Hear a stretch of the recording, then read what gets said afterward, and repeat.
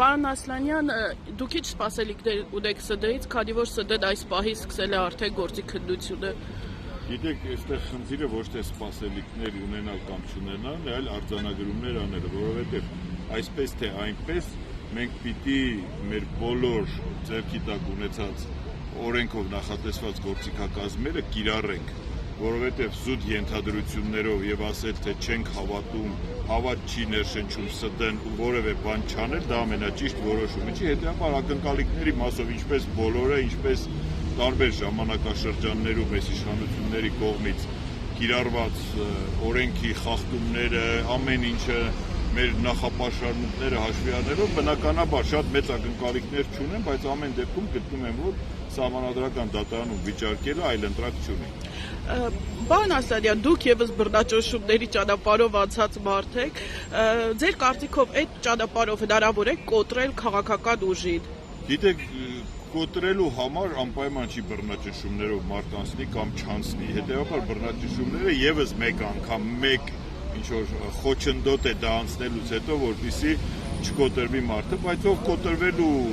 ունակություն կամ կամք չունի չկոտրվելու, նրա համար կապ չունի բռնաճնշումը կարծում եմ, հետեւաբար բռնաճնշումով զուտ կոտրելու մեխանիզմը այդքան էլ կիրառելի եւ աշխատող չէ։ Երեք ՔՊ-ն վարչության նիստ արեց, արդեն իրենք որոշում են ազգային ժողովի նախագահով է լինելու, ընտրեցին Ռուբեն Ռուբինյանի թեկնածությունը եւ տեղյակ եք։ Սա եւս մեկ քայլ չի, որ արդեն ՍԴ-ն ունի որոշում։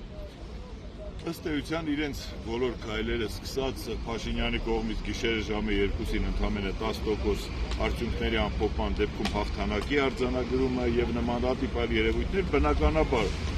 կասկածների ու հավաստի կասկածների տեղիք են տալիս, որ իրենք ունեն ՍԴ-ի կանխակալության ապահովությունը, ամեն դեպքում թվում են առաջարկել ինձ համար այդ բոլոր մարդիկ ունեն նույն դեմքը, ինձ համար կապ չունի այդտեղ տեղերը,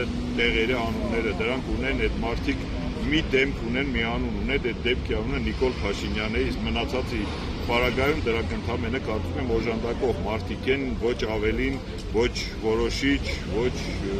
ինչ-որ որոշումներ կայացնող, հետեւաբար կապ չունի ում են առաջարկել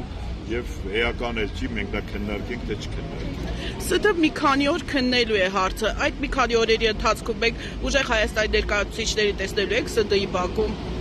Անկեղծ ասած ես պարբերականությունը չեմ հասկացել, դեռ չգիտեմ գործի քննության, կարծում եմ այն փուլերում, որտեղ որ ժողովրդի